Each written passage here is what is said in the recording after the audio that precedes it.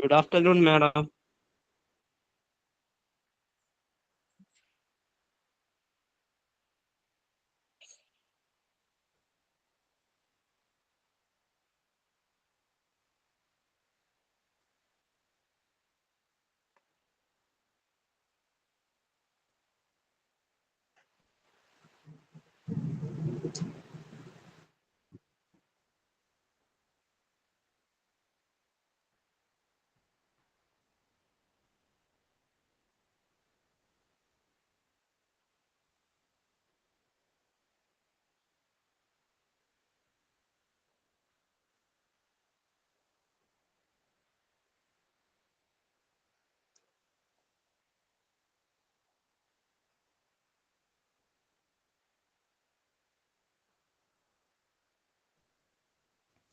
Good afternoon, ma'am. Good afternoon. Hello, good afternoon. Good Good afternoon. afternoon, ma'am.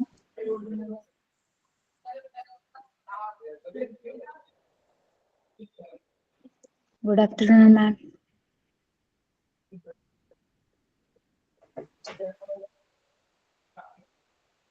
Okay.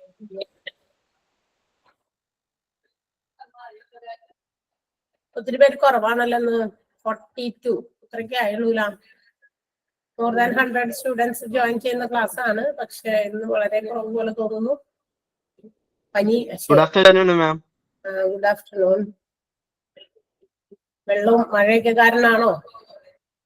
ആളുകളില്ല. മഴയുണ്ട് madam ഇവിടെ. മഴയുണ്ട്. മഴയുണ്ടോ അവിടെയൊക്കെ? മഴയുണ്ട് മേഡം. ഇന്ന് ഇവിടെയൊക്കെ ഭയങ്കര മഴയാ. ഇന്നലെ വൈകുന്നേരം തുടങ്ങിയ മഴ. ഒത്തിരി മഴ. സ്ഥലം എവിടെയാണ്? നോർത്ത് പറവൂർ. Okay okay. ഇന്നലെ തുടങ്ങിയ ഭയങ്കര മഴയാ. ഇതുവരെയും ഒരു ഇതില്ല. കണ്ടിന്യൂസ് ഇങ്ങനെ പെയ്തുകൊണ്ടേയിരിക്കുന്നു. അതുകൊണ്ട് തന്നെ ഭയങ്കര ബുദ്ധിമുട്ടാണ്. നമുക്കിവിടെ കണ്ടിന്യൂസ് ഇല്ല, അപ്പോഴപ്പോഴെ പെയ്യുന്നുണ്ട്. ആണോ? ഓക്കെ, എല്ലാവരും സേഫ് ആയിട്ടിരിക്കുക. Okay, so shall we start? തുടങ്ങാലോ ക്ലാസ്? Yes, ma'am. ഇനി തുടങ്ങുന്നതിന് മുമ്പ് ഒരു കാര്യം പറഞ്ഞോട്ടെ. നമ്മൾ ഇൻട്രൊഡക്ഷൻ ക്ലാസ്സിൽ കുറച്ച് കാര്യങ്ങളൊക്കെ നിങ്ങൾക്ക് പറഞ്ഞിരുന്നു. അതായത് കുറച്ച് എന്താ പറയാ, നമ്മൾ ക്ലാസ് നടന്നുകൊണ്ടിരിക്കുമ്പോൾ ചെയ്യേണ്ടതും ആയിട്ട് ഒത്തിരി കാര്യങ്ങളെ കുറിച്ച് നമ്മൾ ക്ലാസ്സിൽ ഡിസ്കസ് ചെയ്തതാണ്, അല്ലെങ്കിൽ നിങ്ങളുടെ അറിവിലേക്കായിട്ട് പറഞ്ഞു തന്നിരുന്നതാണ്. അഗെയിൻ വീണ്ടും ആ പറയുന്ന കാര്യങ്ങളൊക്കെ ചിലപ്പോൾ ചിലരൊക്കെ അതൊന്ന് അനുസരിക്കാത്തത് കൊണ്ടാണോ എന്നറിയില്ല. വീണ്ടും ചില കംപ്ലൈന്റുകൾ നമ്മളുടെ ക്ലാസ്സുകളിൽ നിന്നും ഓഫീസുകളിലേക്ക് എത്തുന്നുണ്ട്. പേഴ്സണൽ ആയിട്ടുള്ള കംപ്ലൈന്റുകളാണ്, ഗ്രൂപ്പായിട്ടുള്ള കംപ്ലൈന്റ് അല്ല. സോ ദാറ്റ് മീൻസ് അതിനകത്ത് കംപ്ലൈന്റുകളിൽ എന്താ പറയാ, ഒരു പ്രധാനപ്പെട്ട കാര്യം ഇതാണ്. ഇടയ്ക്കിടയ്ക്കൊക്കെ ചില ആളുകൾ അൺമ്യൂട്ട് ചെയ്ത് വെക്കുകയാണ്. പിന്നെ അവരത് ശ്രദ്ധിക്കാതെ അവിടെ അങ്ങോട്ടൊക്കെ മാറും. അപ്പൊ അത് ആളറിയുന്നില്ല. നമ്മൾ ഇവിടെ ഇരുന്നിട്ട് മ്യൂട്ട് ചെയ്യുന്നൊക്കെ സ്റ്റുഡൻസ് ആയാലും അവിടെ ടൈപ്പ് ചെയ്ത് കാണിക്കും. അല്ലെങ്കിൽ ഞാനാണെങ്കിലും ചിലപ്പോഴൊക്കെ അൺമ്യൂട്ട് ചെയ്യുന്നത് കണ്ടു കഴിയുമ്പോൾ ഞാൻ അപ്പൊ തന്നെ പറയും. പക്ഷെ ചിലപ്പോ ഈ പറഞ്ഞ അത് റിസീപ്പിയന്റ്, അതായത് കേൾക്കേണ്ട ആളാരാണോ ആള് ചിലപ്പോ അവിടെ അത് ഓണാക്കിയിട്ട് ചിലപ്പോ പെട്ടെന്ന് എന്തെങ്കിലും കാര്യത്തിന് വേണ്ടി അങ്ങോട്ടും മാറിയിട്ടുണ്ടാവും. അപ്പൊ അവര് കേൾക്കണില്ല ഇതൊന്നും. അപ്പൊ അതങ്ങനെ ഓണായിട്ടിരിക്കും. നമ്മൾ ക്ലാസ് മൊത്തം ഡിസ്റ്റർബ്ഡ് ആകും. അതായത് മറ്റുള്ളവർക്ക് നമ്മളിവിടെ പറയുന്ന കാര്യങ്ങളൊന്നും മനസ്സിലാകാതെ വരും. അങ്ങനത്തെ പ്രശ്നങ്ങൾ വരും. അത് ഒത്തിരി പ്രാവശ്യം നമ്മളത് പറഞ്ഞു തന്ന കാര്യമാണ്. വീണ്ടും നിങ്ങളോട് ഇത് പറയേണ്ടി വരുന്ന ഒരു അവസ്ഥ എന്ന് പറയുന്നത് ഇവിടെ നിന്ന് വരുന്ന കംപ്ലൈന്റുകളാണ്. ക്ലാസ്സുകളെ സംബന്ധിക്കുന്നത് ആണെങ്കിലും കുഴപ്പമില്ല. പക്ഷെ ഇതൊരു നിങ്ങൾ ചെയ്യേണ്ട ഒരു പ്രവൃത്തിയാണ്, അല്ലെ? നിങ്ങളാണ് അതിനെ കൺട്രോൾ ചെയ്യേണ്ടത്. നിങ്ങളുടെ കൈപ്പിടിയിലാണ് ആ സംഭവിക്കുന്നത്, നിങ്ങളുടെ വിരൽത്തുമ്പിലാണ്. അത് നമുക്ക് ഇവിടെ നിന്ന് ചെയ്യാൻ പറ്റില്ല എന്നൊന്നുമല്ല. ഒരു കംപ്ലീറ്റ് സൊല്യൂഷൻ ഇതിന് കൊടുക്കാന്ന് പറഞ്ഞു കഴിഞ്ഞാൽ ഇവിടെ നിന്ന് ഓൾ മ്യൂട്ട് കൊടുക്കുക എന്നുള്ളതാണ്. പക്ഷെ അങ്ങനെ ഓൾ മ്യൂട്ട് കൊടുത്തു കഴിഞ്ഞാൽ നമ്മളിങ്ങനെ കുറെ കാര്യങ്ങൾ ഇങ്ങനെ ഇരുന്ന് റേഡിയോ കണക്കെ പറഞ്ഞുകൊണ്ടിരിക്കുന്നതൊക്കെ നിങ്ങൾ അങ്ങനെ കേട്ടുകൊണ്ടേയിരിക്കും. You cannot respond to anything. ഇപ്പൊ നിങ്ങളോട് എന്തെങ്കിലും ഇടയ്ക്ക് ഒരു കാര്യം ചോദിച്ചു കഴിഞ്ഞാൽ റെസ്പോണ്ട് ചെയ്യാനോ, അല്ലെങ്കിൽ നമ്മൾ ചിലപ്പോൾ അത് മറന്നു ഓൾ മ്യൂട്ട് ചെയ്തേക്കണ കാര്യമൊക്കെ നമ്മളിങ്ങനെ ഇരുന്നുകൊണ്ട് എന്തെങ്കിലുമൊക്കെ ചോദിച്ചുകൊണ്ടിരിക്കും. ചിലപ്പോൾ അതിന് റിപ്ലൈ കിട്ടാണ്ട് കുറച്ചു നേരം നമ്മളിങ്ങനെ വണ്ടടിച്ചിരിക്കുമ്പോഴായിരിക്കും ഓർക്കണേ, നമ്മൾ ഓൾ മ്യൂട്ട് ചെയ്തേക്കാണെന്നോ. അപ്പൊ ഒത്തിരി സമയം അവിടെ ഡിലേ വരികയാണ്. അപ്പൊ അത്തരം കാര്യങ്ങൾ ഇനിയും ഒന്നുകൂടി നമ്മൾ ശ്രദ്ധിക്കേണ്ടതുണ്ട് കുറച്ചു പേർക്ക്. അപ്പൊ അങ്ങനെ അതുകൊണ്ട് ക്ലാസ്സുകളിൽ ക്ലിയർ ആകുന്നില്ല, അങ്ങനത്തെ പ്രശ്നങ്ങളൊക്കെ അവിടെ കംപ്ലൈന്റ് ആയിട്ട് വന്നിട്ടുണ്ട്. അപ്പൊ അത്തരം കംപ്ലൈന്റ് പരിഹരിക്കാനുള്ള ഒറ്റ മാർഗം നമ്മൾ എപ്പോഴാണോ എന്തെങ്കിലും കാര്യത്തിന് വേണ്ടി അത് അൺമ്യൂട്ട് ചെയ്യുന്നത് വിതിൻ സെക്കൻഡ്സ്, ആ സെക്കൻഡുകൾക്ക് ഉള്ളിൽ തന്നെ നിങ്ങൾ അത് അൺമ്യൂട്ട് കൂടി ചെയ്യാനായിട്ട് ശ്രദ്ധിക്കുക. അത് ഓപ്പൺ ആക്കി വെച്ചിട്ട് ഒരു ബിസിനസ്സും ചെയ്യാൻ അപ്പുറത്തേക്ക് നിങ്ങൾ പോകാതിരിക്കുക. അപ്പൊ നിങ്ങളത് അൺമ്യൂട്ട് ചെയ്തിട്ട് വെച്ചിട്ട് പെട്ടെന്ന് അങ്ങോട്ട് മാറുന്നതാണ്. അതുകൊണ്ട് നമ്മൾ ഇവിടെ കിടന്ന് വിളിച്ചു കൂവിയാലും നിങ്ങൾ ആ ഒരു പരിസരത്ത് ഇല്ല എന്നുള്ളതാണ്. ഓക്കെ, അപ്പൊ അങ്ങനെയുള്ള കാര്യങ്ങൾ ഇനിയും ശ്രദ്ധിക്കാനുണ്ട്. അപ്പൊ അത് ഒന്ന് നിങ്ങളുടെ കയ്യിലാണ് അതിന്റെ കാര്യങ്ങളൊക്കെ. അപ്പൊ നിങ്ങൾ അത് എന്തായാലും അതിന് കുറച്ച് എന്താ പറയാ ഗൗരവമായിട്ട് കുറച്ച് സീരിയസ് ആയിട്ട് ആ ഒരു കാര്യത്തെ നോക്കി കാണണം. അത് ഒരു റിക്വസ്റ്റ് ആണ്. വീണ്ടും വീണ്ടും നമുക്കിത് പറയേണ്ട അവസ്ഥ വരരുത്. ചില ക്ലാസ്സുകൾ അങ്ങനെ ഡിസ്റ്റർബൻസ് ആണെന്ന് അവര് ഓഫീസിലേക്ക് നേരിട്ട് നമ്മൾക്ക് കംപ്ലൈന്റ് വരികയാണ്.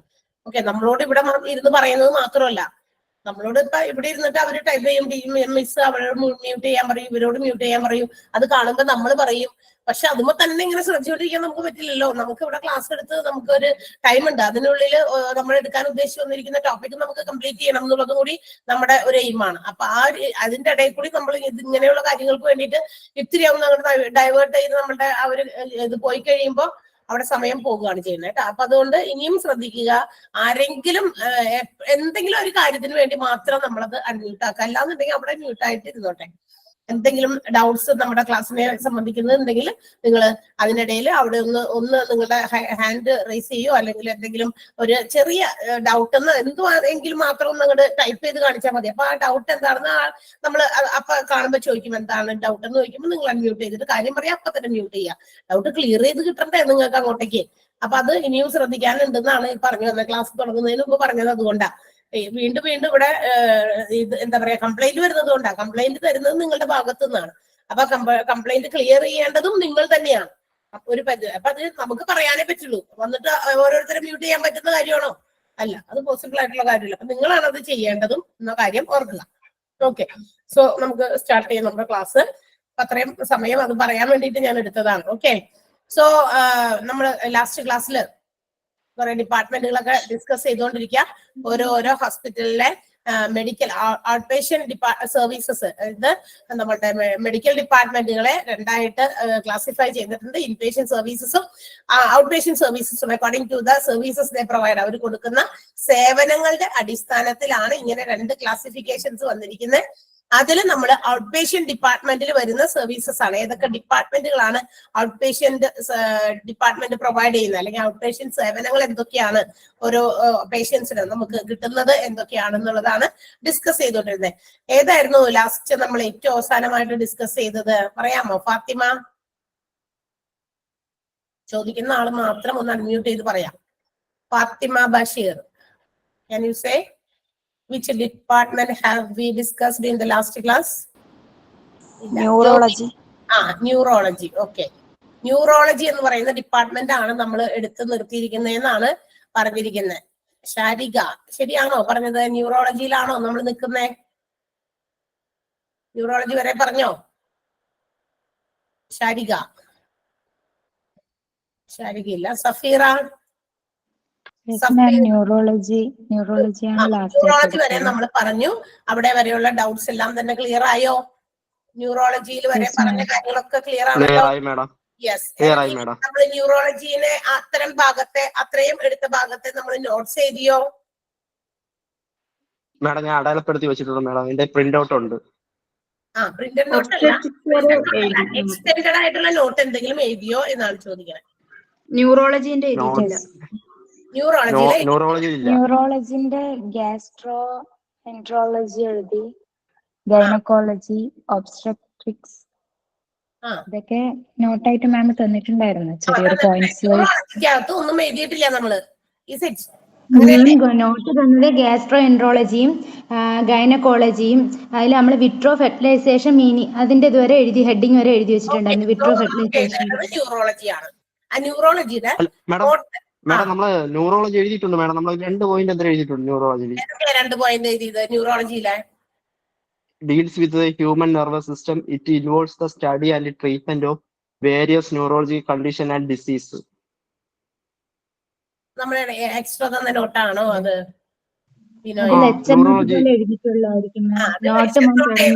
ഞാൻ പറഞ്ഞ് ഡിക്റ്റേറ്റ് ചെയ്ത് തന്ന നോട്ട് എനിക്ക് തോന്നുന്നു ഒബ്സ്റ്ററ്റിക്സ് വരെയാണ്. ന്യൂറോളജിയിലെ നോട്ട് ഞാൻ ഡിക്റ്റേറ്റ് ചെയ്തതാണ് എന്റെ ഒരു ഓർമ്മ, അല്ലേ? അതെ അതെ. യെസ്, അപ്പൊ നമുക്ക് എഴുതാം. വേഗം എഴുതിക്കോ എല്ലാവരും. ഇനി എല്ലാവരും എഴുതിക്കോ. ന്യൂറോളജി എന്ന ഹെഡിങ് എഴുതാം. ന്യൂറോളജി, അതിനകത്ത് കുറച്ച് കാര്യങ്ങൾ നമുക്ക് എന്താണെന്ന് ചിലപ്പോൾ എല്ലാവർക്കും അറിയണമെന്ന് നിർബന്ധമില്ല. അതുകൊണ്ട് കുറച്ച് പേർക്ക് മാഡം ഇപ്പൊ ഞാൻ ന്യൂറോളജി എഴുതി 2 പോയിന്റ് എഴുതി, അത് കുഴപ്പമില്ലല്ലോ, അത് വെട്ടണ്ടല്ലോ, അത് കറക്റ്റ് അല്ലേ? അത് വെട്ടണ്ട, അതിന്റെ കൂടെ എക്സ്ട്രാ എഴുതി ചേർക്കും ബിനോയ്. ശരി, okay thank you madam, thank you. Okay. Neurology എന്ന ഹെഡിങ് എഴുതിയിട്ട് അതിന്റെ താഴെ ചില വേർഡ്സ് നമുക്കൊന്ന് എക്സ്പ്ലെയിൻ ചെയ്യാനുണ്ട്. അതിന്റെ ചിലപ്പോൾ എല്ലാവർക്കും ചിലപ്പോൾ അതിന്റെ മീനിങ്സ് ഒന്നും മനസ്സിലായെന്ന് നമുക്ക് ഉറപ്പുവരുത്താൻ പറ്റില്ല. അതുകൊണ്ടാണ് കോംപ്രഹെൻസീവ് മെഡിക്കൽ ഹിസ്റ്ററി. ആ വേർഡ് എഴുതാം, ആ വേർഡ് അല്ല ഫ്രേസ് എഴുതാം. Comprehensive medical history. Comprehensive, COMPREHENSIVE. Comprehensive medical history.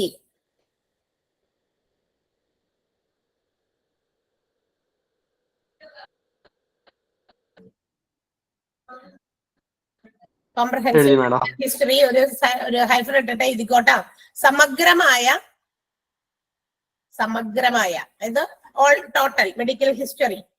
അതായത് അവിടെ എന്താ പറയാ വന്ന് ഏതൊക്കെ കാര്യങ്ങൾക്ക് വേണ്ടിയിട്ട് എന്താ പറയാ നേരത്തെ അതിന് മുമ്പൊക്കെ എന്താ പറയാ ട്രീറ്റ്മെന്റിന് വേണ്ടി ആ ഹോസ്പിറ്റലിൽ വന്നിട്ടുണ്ട്. അപ്പൊ ആളെ കുറിക്കുന്ന ചില ഡീറ്റെയിൽഡ് ആയിട്ടുള്ള ഇൻഫോർമേഷൻസ് പ്രീവിയസ്, അതായത് ന്യൂറോളജി ഒറ്റയടിക്ക് പെട്ടെന്നുണ്ടാകുന്ന അസ്വസ്ഥതയോ രോഗമോ അല്ല ന്യൂറോളജിയെ സംബന്ധിക്കുന്നത്. അത് പല പല കാരണങ്ങൾ കൊണ്ടാകാം. അപ്പൊ നെർവസ് സിസ്റ്റത്തെ ബാധിക്കുന്ന ഒത്തിരി കാര്യങ്ങൾ മുൻപ് നടന്നതിന്റെ ആ ഒരു കാര്യങ്ങളെല്ലാം കൂടി ഒരുമിച്ച് ചേരുമ്പോഴാണ് ഇതിലേക്ക് നമുക്കൊരു ട്രീറ്റ്മെന്റിന് വേണ്ടി വരേണ്ടി വരിക കേട്ടാ. അപ്പൊ സമഗ്രമായ ഒരു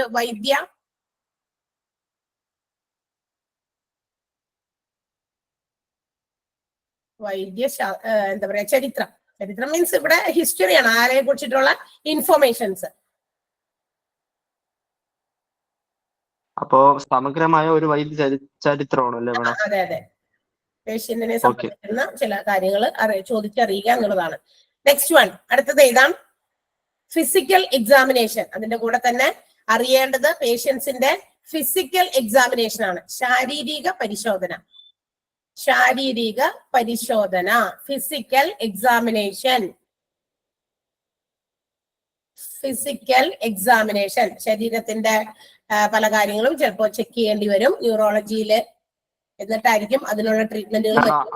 അടുത്ത പോയിന്റ് ആണ് വേർഡുകളുടെ മീനിങ് ആണ്. അപ്പൊ ആ വേർഡ് ഒന്ന് എഴുതിയിട്ട് അതെന്താണെന്നൊന്ന് മീൻ ചെയ്യാൻ വേണ്ടിട്ടേ ഒന്ന് എഴുതി വെച്ചേക്കാം. ശരി, ഓക്കെ.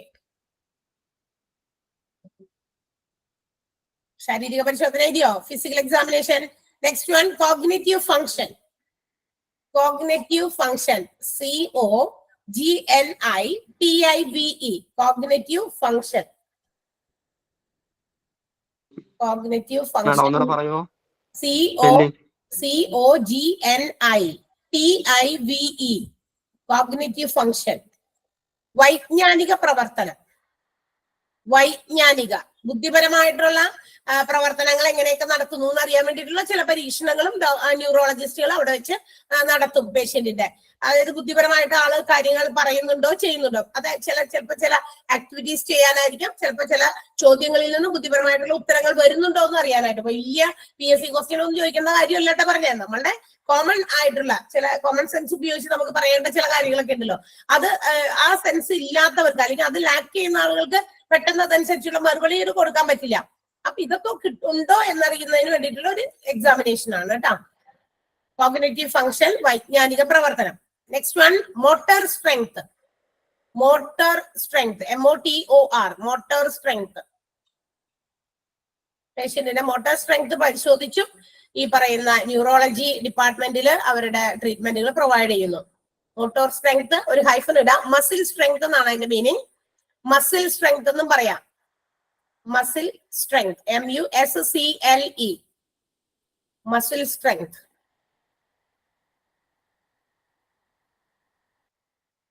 ഒരു ഹൈഫൻ ഇട്ടിട്ട് എഴുതാം. It is done through monitoring, MONITORING. monitoring. It is done through monitoring the movement of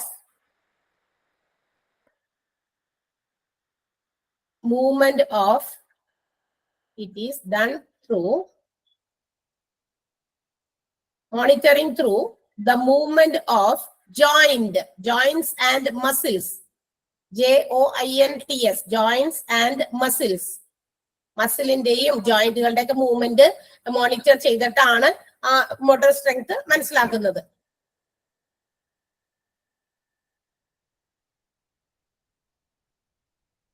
അതിന് കുറെ ആക്ടിവിറ്റീസ് ഒക്കെ ചെയ്യും. ഞാൻ അന്ന് പറഞ്ഞിരുന്നു നമ്മളുടെ ഈ 5 ഫിംഗേഴ്സ് ഇങ്ങനെ ഭിത്തിയിൽ ഇങ്ങനെ എന്താ പറയാ ചേർത്ത് വെച്ചിട്ട് നമ്മളോട് ഇങ്ങനെ മുന്നോട്ട് ഫോർവേഡ് ആൻഡ് ബാക്ക്വേർഡ് മൂവ് ചെയ്യുമ്പോൾ എങ്ങനെയാണ് നമ്മുടെ മസിൽ മൂവ്മെന്റ്, ജോയിന്റിന്റെ മൂവ്മെന്റ് എന്നൊക്കെ ഈ ന്യൂറോളജിസ്റ്റുകൾ നോക്കും, എക്സാമിൻ ചെയ്യും, അസസ് ചെയ്യും. അപ്പൊ അവർക്ക് കാണാൻ പറ്റും, അവർക്ക് അവരുടേതായ രീതിയിലാണല്ലോ അവർ നോക്കുക.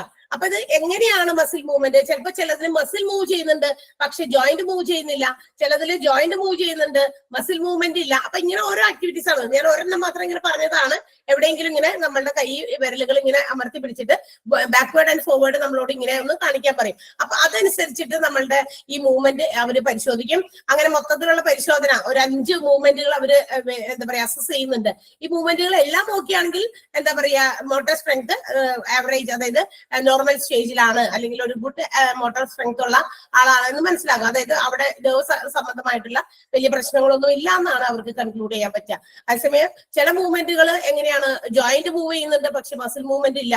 അങ്ങനെ ആ മൂവ്മെന്റ് നോക്കിയിട്ടാണ് കേട്ടോ. അതൊരു എക്സാമ്പിൾ ഞാൻ പറഞ്ഞെന്ന് മാത്രമേ ഉള്ളൂ. മോട്ടോർ സ്ട്രെങ്ത് എന്താണ്, മസിൽ സ്ട്രെങ്ത് ആണ്.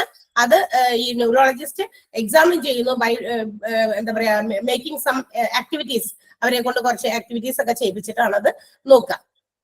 ഓക്കെ, അത്രേ ഉള്ളൂ. ഇനി ആരാണ് ഈ ന്യൂറോളജിസ്റ്റില് അല്ലെങ്കിൽ ന്യൂറോളജിയില് who performs the surgery procedures? Surgery നടത്തുന്ന ആളെ നമ്മൾ എന്ത് വിളിക്കും?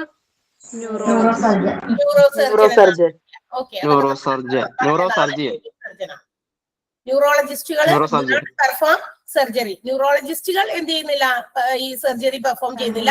അതിനു വേണ്ടിയിട്ട് പ്രത്യേകമായിട്ടുള്ള ആളുകളാണ് അല്ലെങ്കിൽ അതിനുള്ള സ്പെഷ്യലിസ്റ്റുകളാണ് ന്യൂറോ സർജൻ എന്ന് പറയുന്നത്. ഓക്കെ, അപ്പൊ ഇത്രയാണ് നമ്മൾ കഴിഞ്ഞ ക്ലാസ്സിൽ കണ്ടത്. സോ നമുക്ക് ഇനി അടുത്ത ടോപ്പിക്കിലേക്ക് പോകാം. കുഞ്ഞൊരു ടോപ്പിക് ആണ്. ഏതാണത്? നെഫ്രോളജിയാണ്.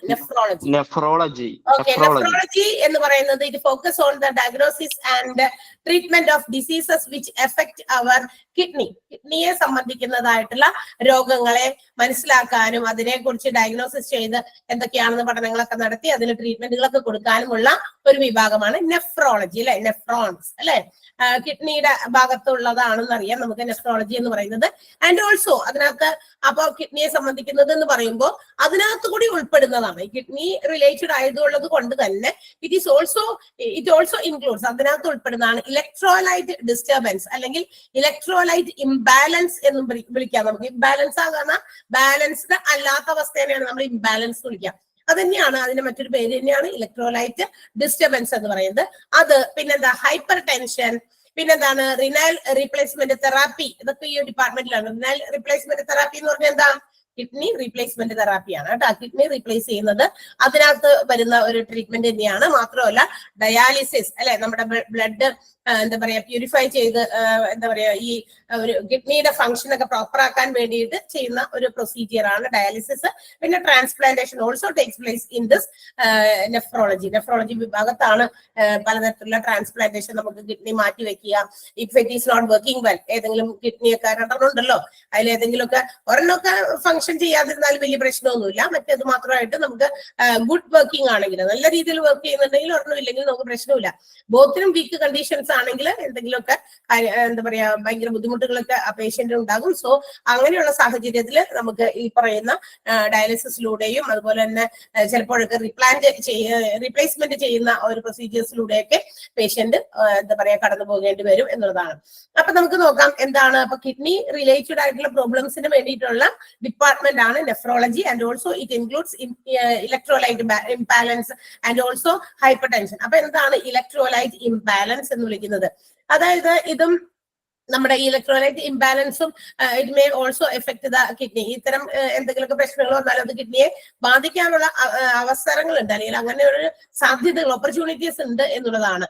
അപ്പൊ എന്താണ് ഇലക്ട്രോലൈറ്റ് ഇംബാലൻസ് എന്ന് വിളിക്കുക? അതായത് നമ്മുടെ ശരീരത്തില് നമ്മൾ ഒത്തിരി എന്താ പറയാ പല രീതിയിലുള്ള ഫുഡ് മെറ്റീരിയൽസ് ഒക്കെ നമ്മൾ കഴിക്കുന്നവരാണ്.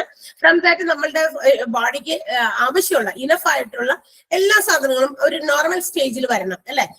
എന്താ പറയാ പ്രോട്ടീൻസ് അത്യാവശ്യത്തിന് വേണം, കാൽഷ്യം ആവശ്യത്തിന് വേണം, ബ്ലഡ് ആവശ്യത്തിന് വേണം, ഫാറ്റ് ആവശ്യത്തിന് വേണം, കൊളസ്ട്രോൾ ആവശ്യത്തിന് വേണം, എല്ലാം ആവശ്യത്തിന്. എന്താ പറയുക നമ്മുടെ ബോഡി ഫങ്ഷൻ ചെയ്യാൻ ഇനഫ് ആയിട്ടുള്ളത് മാത്രം മതി. അത് ഒത്തിരി ഹൈ ആകാനും പാടില്ല, ഒത്തിരി കുറഞ്ഞു പോകാനും പാടില്ല. അങ്ങനെ വരുമ്പോൾ എന്ത് സാധനവും ഇംബാലൻസ്ഡ് ആണ്.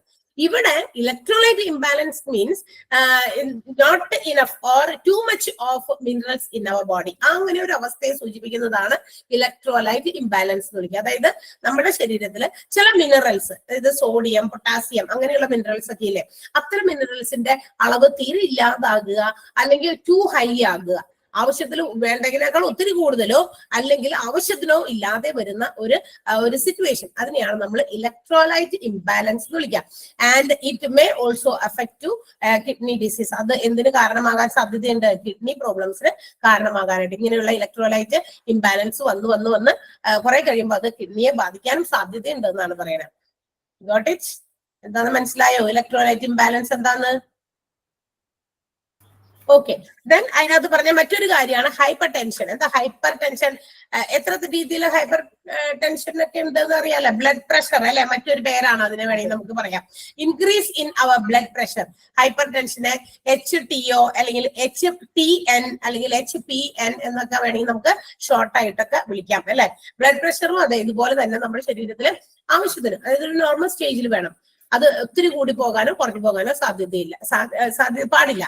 ഓക്കെ, ടു ഹൈ ആവാൻ പാടില്ല. അതുകൊണ്ടാണ് BP ഒക്കെ എപ്പോഴും നമ്മൾ ഇടയ്ക്കിടയ്ക്ക് ചെക്ക് ചെയ്യണം അല്ലെ. എന്തെങ്കിലും പെട്ടെന്ന് എന്തെങ്കിലും തരത്തിലുള്ള അസുഖങ്ങളൊക്കെ വരുമ്പോൾ BP ചെക്ക് ചെയ്യാനാണ് നമ്മൾ ഹോസ്പിറ്റലിൽ കൊണ്ടുവരുമ്പോൾ ചെയ്യുക അല്ലെ. കൂടുതൽ എന്താ പറയാ ഭയങ്കര ചുമയായിട്ട് വരുന്നു അല്ലെങ്കിൽ എന്താ പറയാ ഭയങ്കര ക്ഷീണമായിട്ട് വരുന്നു, അപ്പൊക്കെ BP ചെക്ക് ചെയ്യും. ഗിഡിനെസ് ആയിട്ട് വല്ല തലറിഞ്ഞൊക്കെ വീഴുമ്പോ ഒക്കെ BP ഒക്കെ ചെക്ക് ചെയ്യും. അപ്പൊ ബ്ലഡ് പ്രഷറിനകത്ത് ഉണ്ടാകുന്ന വേരിയേഷൻ ആണ് ഇത്. എല്ലാവരിലും ഒരുപോലെയല്ല ഉണ്ടാകുക, അക്കോർഡിംഗ് ടു അവർ ഏജ്. അത് ബേസ് ചെയ്യുന്നത് അങ്ങനെ നമ്മുടെ പ്രായത്തിന് അനുസരിച്ചൊക്കെ തന്നെയാണ്.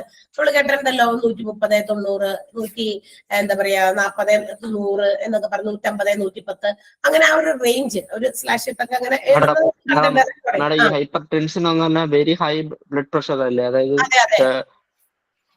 140, 90, നോർമൽ 120. അതെല്ലാവരിലും ഒരുപോലെയല്ലെന്ന്. ഹൈപ്പർ ടെൻഷൻ അളക്കുന്ന മെഷർ ചെയ്യുന്ന ഒരു എന്താ പറയാ ഒരു മാനദണ്ഡം എന്ന് പറയുന്നത് എല്ലാവർക്കും ഒരുപോലെയല്ല. കാരണം ഏജ് ഡിഫറൻസ് അനുസരിച്ച് കുട്ടികൾക്ക് എത്ര വേണം, പ്രായം ഇച്ചിരി ഏജ് ആയി കഴിഞ്ഞാൽ എത്ര വേണം, അതിനൊക്കെ ഒരു ഇതൊക്കെ ഉണ്ട്, അതിനൊരു ലെവലുണ്ട് അല്ലെ. ആ ലെവലിനേക്കാൾ അധികം ആകാനൊന്നും പാടില്ല. അപ്പോഴാണ്, അല്ലാതെ എല്ലാവർക്കും ഒരേ മെഷർമെന്റ് അല്ല എന്നാണ് പറഞ്ഞു വന്നത്. ബ്ലഡ് പ്രഷർ കൂടുന്ന ഒരു അവസ്ഥയാണ്, പക്ഷെ അതെല്ലാവരിലും വ്യത്യസ്തമായിട്ടുള്ള ഒരു കാറ്റഗറിയാണ് വരും. 130 to 90 ആകാം, 140 to 100 ആകാം, 150 to 110 അങ്ങനെയൊക്കെയാണ്. അത് ഡിഫറെന്റ് ഏജ് ഗ്രൂപ്പ് അനുസരിച്ച് ഇത് വേരീസ്, അത് അങ്ങനെ മാറിക്കൊണ്ടിരിക്കും എന്നാണ്. അപ്പൊ ഹൈപ്പർ ടെൻഷൻ എന്ന് പറയുന്നതും ഈ പറയുന്ന പോലെ കുറെ കഴിയുമ്പോൾ അത് എന്തിലേക്ക്, നമ്മുടെ കിഡ്നി പ്രോബ്ലംസിലേക്കൊക്കെ വരാനുള്ള സാധ്യതകളുണ്ട്. ഇപ്പൊ ഇതൊക്കെയാണ് നമ്മുടെ നെഫ്രോളജിയിൽ വരിക.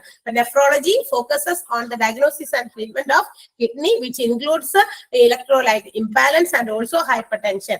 പിന്നെ renal replacement therapy which includes dialysis and transplant are also done by this nephrologists. ഇവരാണ് ഇത് കൈകാര്യം ചെയ്യുക. ക്ലിയർ ആണോ? ആ ടോപ്പിക് ക്ലിയർ ആണോ? ആ ഡിപ്പാർട്ട്മെന്റ് മനസ്സിലായില്ല? സോ അതൊന്ന് വേഗം എഴുതിക്കോട്ടാ, അല്ലെങ്കിൽ എഴുതാൻ വിട്ടുപോകും. അടുത്ത ദിവസം വരുമ്പോ അത് ഇതേ ഇതില്ല അത് ഇതില്ല എന്ന് പറയും. ഒന്നാമത്തെയാണ് നമുക്ക് വേണ്ടത് ഇലക്ട്രോലൈറ്റ് ഡിസ്റ്റർബൻസ് എന്താണെന്ന് എഴുതി വെക്കാം. Electrolyte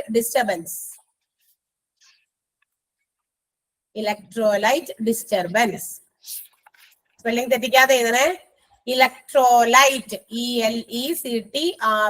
ELECTROLYTE electrolyte disturbance. ഒരു ഹൈഫൻ ഇട്ടിട്ട് ഇതാ ഇലക്ട്രോലൈറ്റ് ഇംബാലൻസ്, രണ്ടൊന്നു തന്നെയാണ്. ഇലക്ട്രോലൈറ്റ് ഇംബാലൻസ് എന്നുകൂടി അതിനെ വേണമെങ്കിൽ വിളിക്കാം. ഒരു ഹൈഫൻ ഇട്ടിട്ട് ഇതാ it occurs OCCURS it occurs when when you have too much, TOO ആണ് കൂടുതൽ എന്ന് കാണിക്കാൻ, too much or too much or ആണോടാ, or not enough of, not enough ഒട്ടുമില്ല, ആവശ്യത്തിന് ഇല്ലാതെയും വരാം. not enough of certain minerals, certain minerals, CERTAIN, certain minerals, certain minerals. ബ്രാക്കറ്റിലെ മിനറൽസിന്റെ പേരൊന്ന് എഴുതിയേക്കാം. Sodium, enough of certain minerals, certain minerals, ബ്രാക്കറ്റിൽ എഴുതാം sodium or potassium, sodium or potassium, POTTASSIUM. Ma'am ഒന്നും കൂടി ഒന്ന് പറയാമോ? It occurs when you have too much, or not enough, occur, not enough of certain minerals, ആരെങ്കിലും unmute ചെയ്തിട്ടുണ്ടെങ്കിൽ ഒന്ന് mute ചെയ്യാട്ടാ, അതുകൊണ്ടായിരിക്കും ക്ലിയർ ആകാത്തത്. ഓർ certain minerals, മിനറൽസിന്റെ ബ്രാക്കറ്റിൽ ഇതാണ് പറഞ്ഞത് sodium or potassium, sodium or potassium in our body, ശരീരത്തിൽ ആവശ്യത്തിന് minerals ഉണ്ടാകാതിരിക്കുക അല്ലെങ്കിൽ ഭയങ്കരമായിട്ട് കൂടുതലായി പോകുക, അത്തരം സിറ്റുവേഷൻസിലാണ് ഇലക്ട്രോലൈറ്റ് ഇംബാലൻസ് ഉണ്ടാകുക. ഇറ്റ് മേ, അതിന്റെ കൂടെ തന്നെ ഒരു സെന്റൻസ് കൂടി എഴുതി വെക്കാം, it may cos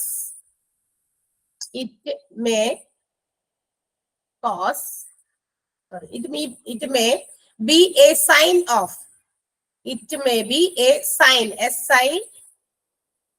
it may cause എന്നല്ലേ പറഞ്ഞ, കോസ് വേണ്ട, ഇന്ന് സൈൻ ആക്ക്. It may be a sign of, it may be a sign of kidney disease, അതിന്റെ ഒരു അടയാളമാകാം എന്നാണ് കേട്ടാ. കിഡ്നി ഡിസീസിന്റെ ഒരു സൈൻ ആകാം ചിലപ്പോ ഇലക്ട്രോലൈറ്റ് ഡിസ്റ്റർബൻസ്. കഴിഞ്ഞോ? It may be a sign of kidney disease. Clear ആണോ? യെസ്. നെക്സ്റ്റ് വൺ, അടുത്ത ടോപ്പിക് ഏതാ? Hyper tension.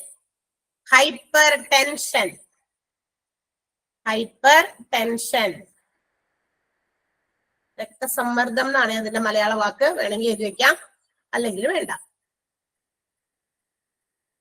It is also known as KNOWN. It is also known as blood pressure.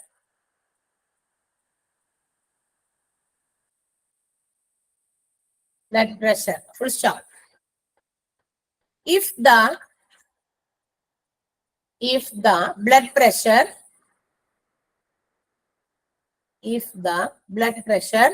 increase the limit,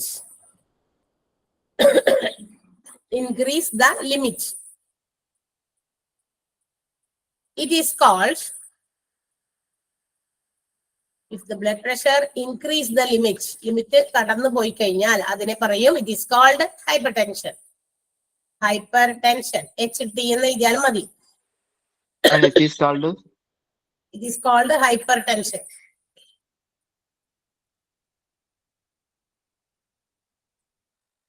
ഹൈപ്പർടെൻഷന്റെ ബ്രാക്കറ്റിൽ HTN, HPN അങ്ങനെയൊക്കെ ഒന്ന് ബ്രാക്കറ്റിൽ ഇട്ട് വെച്ചേക്കട്ടെ. അതിന്റെ short forms അങ്ങനെയൊക്കെ ഉണ്ട്. HTN, HPN.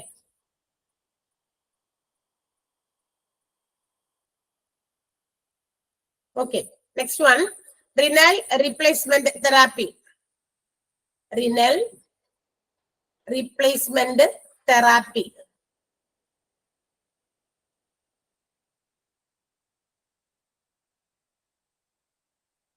Renal replacement therapy.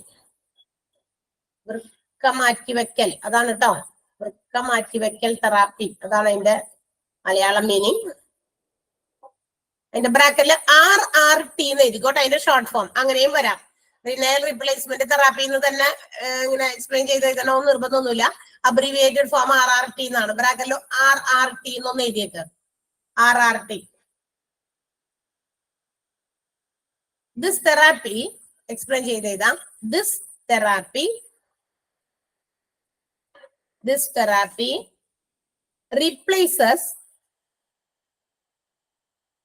replaces the normal blood filtering,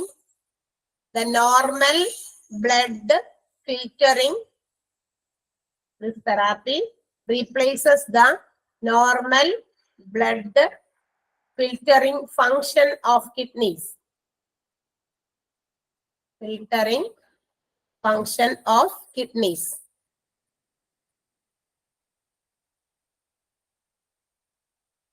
Full stop. It is used when renal replacement therapy ആവശ്യം വരിക എന്ന് പറഞ്ഞു കഴിഞ്ഞാൽ it is used when kidneys are not working well. ശരിയായ രീതിയിൽ കിഡ്നി പ്രവർത്തിച്ചില്ലെങ്കിലാണ് ഇത്തരം സാഹചര്യത്തിലേക്ക് പോകുക. Kidneys are not working well. Okay, so ഇനി നമുക്ക് അടുത്തതിലേക്ക് പോകാം.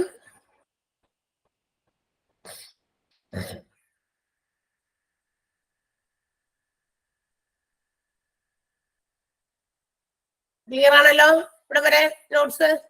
ആരെങ്കിലും എഴുതാത്തതുണ്ടെങ്കിൽ ഒന്ന് ഇത് കൊടുത്താൽ മതി. ഇപ്പൊ നമുക്ക് അടുത്ത ടോപ്പിക്കിലേക്ക് പോകാം. ഓക്കെ, അടുത്തത് എന്താ? Nuclear medicine.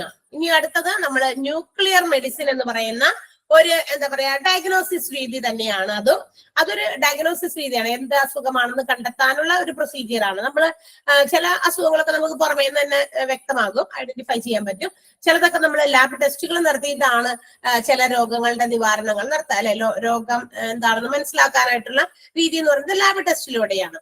അതായത് നമ്മുടെ ബോഡിയിൽ നിന്ന് ഏതെങ്കിലും തരത്തിലുള്ള ബോഡി ഫ്ലൂയിഡ്സ് എടുത്തിട്ട് യൂറിനാകാം, സ്റ്റൂളാകാം, അങ്ങനെ ഒത്തിരി സാധനങ്ങളൊക്കെ ഉണ്ടല്ലോ. അപ്പൊ അത് ഉള്ളിൽ നിന്ന് പുറത്തേക്ക് എടുത്ത് ലാബിൽ കൊണ്ടുപോയി വെച്ച് അത് നമ്മളിങ്ങനെ എന്തെങ്കിലും സാധനത്തിലേക്ക് ആക്കി അവർക്ക് കൊടുക്കും. അവരത് അവിടെ ലാബിൽ വെച്ചിട്ട് അത് മനസ്സിലാക്കി എന്താണെന്ന് അതിന്റെ റിസൾട്ട് ഒക്കെ ആർക്കാണോ പ്രൊവൈഡ് ചെയ്യേണ്ടത് അത് അവർക്ക് ഹാൻഡ് ഓവർ ചെയ്യും. ഓക്കെ, അപ്പൊ അതൊരു രീതിയാണ്. ഇനി മറ്റൊരു രീതിയുണ്ട്, നമ്മൾ പുറത്തേക്ക് എടുക്കണ്ട. If you have to find something അല്ലെങ്കിൽ problems inside our body organs, നമ്മുടെ ശരീരത്തിനകത്തെ ഓർഗൻസിൽ ഉണ്ടാകുന്ന ചില കാര്യങ്ങളൊക്കെ മനസ്സിലാക്കണമല്ലോ.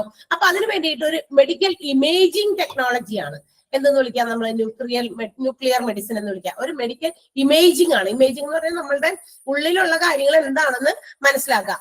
അപ്പൊ അതിന് വേണ്ടിയിട്ട് ഒരു സ്പെഷ്യലി ഡിസൈൻഡ് ആയിട്ടുള്ള ക്യാമറാസ് അവരെ ഉപയോഗിക്കുന്ന ചില ഒരു പ്രത്യേക ഡിസൈൻ ചെയ്തിരിക്കുന്ന ക്യാമറയാണ് ഇതിന്റെ സ്പെഷ്യലിസ്റ്റുകൾ അതിന് വേണ്ടിയിട്ട് ഉപയോഗിക്കും. ഇത്തരം എന്താ പറയാ നമ്മുടെ ശരീരത്തിനകത്തേക്ക് കടത്തി വിട്ടിട്ട് ആ ക്യാമറയിലൂടെ അതെന്ത് ചെയ്യും? ട്രേസ് ചെയ്ത് വരും. ഈ റേഡിയോ ആക്റ്റീവ് ആയിട്ടുള്ള ട്രേസർ ഉണ്ട്, റേഡിയോ ആക്റ്റീവ് ട്രേസർ ആണ്. അതിനകത്ത് ഈ പറഞ്ഞ ക്യാമറ ഫിക്സ് ചെയ്ത് കഴിയുമ്പോൾ അത് അവിടെ പോയി ട്രേസ് ചെയ്ത് പേഷ്യന്റിന്റെ അകത്തുള്ള കാര്യങ്ങളൊക്കെ എന്തെയാണെന്ന് മനസ്സിലാക്കി അത് നമുക്ക് മോണിറ്ററിൽ ഡിസ്പ്ലേ ചെയ്ത് കണക്ട് ചെയ്തിട്ട് മോണിറ്ററിൽ ഡിസ്പ്ലേ ചെയ്ത് കഴിഞ്ഞാൽ അവിടുത്തെ പ്രശ്നങ്ങൾ എന്തൊക്കെയാണെന്ന് അവർക്ക് മനസ്സിലാക്കാനുള്ള ഒരു രീതിയാണ് ന്യൂക്ലിയർ മെഡിസിൻ എന്ന് പറയുന്നത്. അപ്പൊ അതിനവർ ഉപയോഗിക്കുന്നത് റേഡിയോ ഐസോട്ടോപ്സ് ആണ്.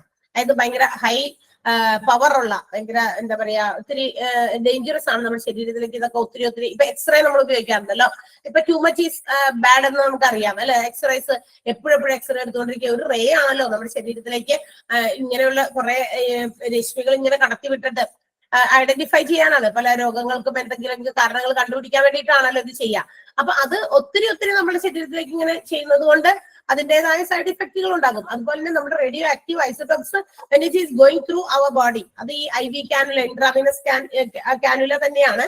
IV കാനുല വെച്ചിട്ട് തന്നെ അപ്ലൈ ചെയ്തിട്ട് അതിൻ്റെ ഉള്ളിൽ കൂടിയൊക്കെ കടത്തി വിട്ടിട്ടാണ്. അതിന്റെ രീതിയൊക്കെ നമുക്ക് അറിയണമെന്ന് ആവശ്യമൊന്നുമില്ല.